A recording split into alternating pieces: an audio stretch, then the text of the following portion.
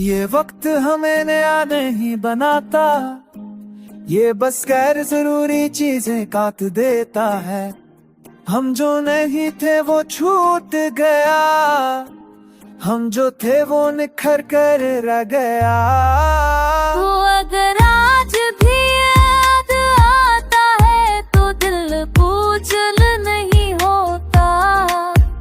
कुछ यादें जख्म नहीं होते, वो बस कसर लम्हों की खुशबू होती है।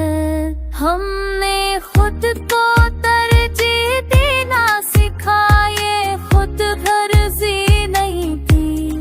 वे तो बकने दीवान खुद को सुधारने की सोरत थी।